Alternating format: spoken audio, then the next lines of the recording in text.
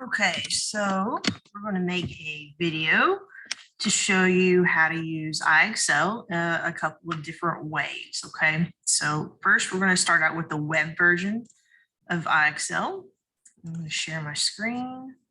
So you'll need to have your sign in and your password from me or your teacher. So let's sign in. And this will be a student account. Teacher accounts are a little bit different. So you see a lot of stuff when you first sign in. You see all of these different questions down here. You see skill plans. You see all of the content areas that you can study in. You've got some other things up here. So what I suggest is to start out by doing what I will assign you, okay? Because there are like a million, probably more than a million, who knows how much is on. There's a ton of stuff on here. It's easy to get lost and just feel overwhelmed by all the stuff and where to start and what do I work on. So before you go exploring on your own, you want to start right here at the star. And those are things that I have assigned you, either with a class list of skills that I have put together on my own, of things that I feel go well together for whatever skill we're working on or whatever content area. Or these are things that we have worked on in class that I want to reinforce and give you extra practice with. So if you click on the star, you'll see these are the skills that I have assigned Clyde here.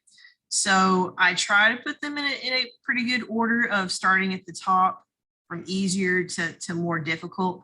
That doesn't always happen, but because it's a little complicated to do, but I try to do it in a way where you can start at the top and work your way down. So all you're going to do is just click on the skill. And it will take you here to your questions. Now, I want to show you a couple things on these questions. You can, if you need a refresher on it, you can learn with an example here. And it has a written out example question. That's a lot like what you'll be working on. It has the question and it has the solution and tells you how to get there. Now, sometimes there are videos that you can watch. This one doesn't have a video, but there are some that have videos. So when you have your question, if you want to hear it read to you, you can click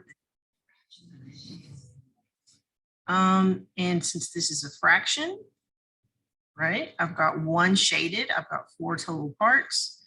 So 1/4 would be the correct answer if I get it correct. Boom. If I get one wrong, so if I get one right, you'll notice over here my SMART score went up 10 points. If I get one wrong, it goes down. And it also explains to me why my answer was incorrect and tells me how to figure it out. So this gives you lots of practice. I usually suggest you work on these until you get your SMART score up to like an 80. If you can do an 80, that tells me that you've pretty much mastered it. 100 is premium. We like 100, but 80 is a good enough score to move on to something else. So it's all about how much you want to practice. Now you can get 100, and I believe you can go back and keep working on it if you want to. Now, if this seems too hard to you, you can come down here to work it out. And then you can review a couple of things that would come before this to help you get ready for this question. Okay, so when you're done with that, you can go back to recommendations, I believe. If you want to move on to something else, try something else, go back to these star skills and then move on down. So you'll see right here, I've got a little score there now, a 9. So that tells me I need to go back and work on it until I get up to an 80 or 100. But there's lots that I can still do. Okay, so if you want to go explore on your own, I would suggest doing the diagnostic. step into the arena, and you can choose either, I thought you could choose. Let's go back and see. Okay, so the diagnostic has math and reading. And you'll start off by choosing a question that you want to do. Now, if they both look scary, you still got to choose one. And what happens with this diagnostic is that it figures out where you need to be working in math. And the way that they figure it out is by giving you questions of different things to see what you can get right and what you still need to work on. So even if you get them wrong, that's good information to give the program. The more that you do this diagnostic, the better your recommendations will be of things that you can work on. So let's say this is something I'm not sure how to do. I'm going to go ahead and submit it because I'm not familiar with that yet. And it'll tell you whether you got it right or wrong. Solve for B, maybe that's something I'm not sure how to do either, so I'm going to guess. And it'll tell you, not quite. And then maybe it'll give you something you do know how to do. So I know this is an inequality. Let's see. Open circle means it does not include the 6. So X is less than 6. And I got that one right. So that is information that now here we have a reading question. So it'll give you a ton of different stuff. And through this, you can also hit, I don't know this yet. And you'll say, okay, we'll make sure to work on that later.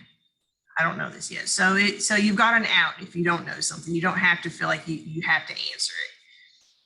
So if we go back to learning, that will completely change all of my recommendations because it has information and data on what I can do. Let's see. You can also just, if you want to explore all the things that are there, this is the level that it has me on, but you can, each level gets harder the higher you go as a letter.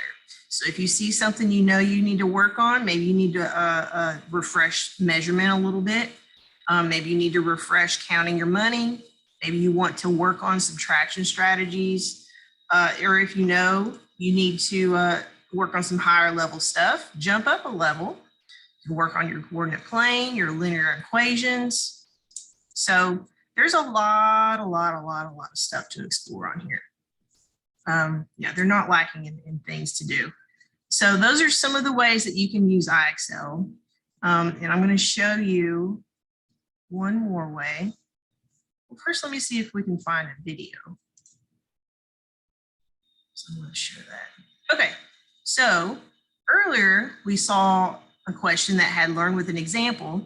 And this one has learn with an example or watch a tutorial. So if you click that, it'll give you a short video to explain the concept. That should help.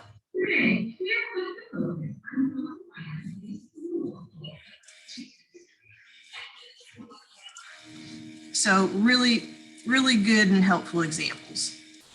And of course, we love YouTube. If you have something that you're working on that you don't have a video, do a quick YouTube search and see what you can find based on the title of your question session. Like you never know, you might find something from Khan Academy or another great YouTube channel that'll be really helpful.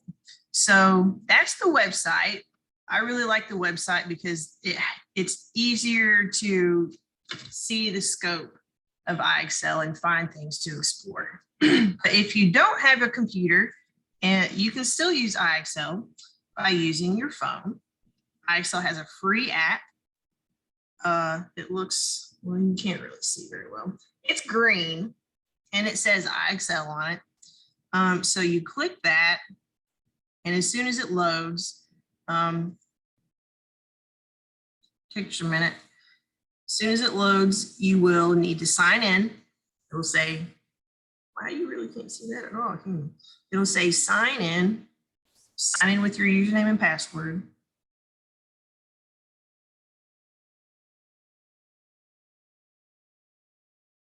And then depending on whether you have an Android or an iPhone, it'll be different. If you have an iPhone, you'll have a star here at the bottom. And those will be the skills from your teacher. If you don't click the star, you can jump around on levels up here. This one starts on level C, but you can click it and go as high as you want. The higher, or the farther along in the alphabet, the harder the skills, the higher the grade level. You can also click the content area at the top and do language arts, science, social studies, or look at any skill plans. But like I say, it's usually better to work with your teacher.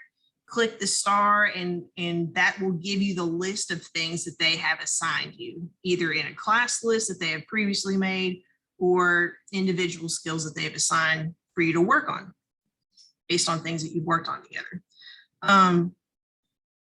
And it works exactly the same way. It gives you one question at a time. It will tell you why you got something wrong. It gives you that skill score. You want to work up to an 80 or a 100, and it gives you the score in green. Now, if you have an Android, the star is in a different place. On iPhone, it says star from your teacher. It's real plain. But if you're on an Android, I believe the star is towards the top, and it's just a star. It doesn't say from your teacher or anything. So click on the star if you want to access the skills from your teacher.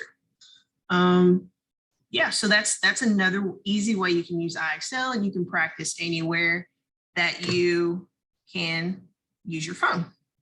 So I hope that is helpful. All right, holler at me if you need any more help with IXL.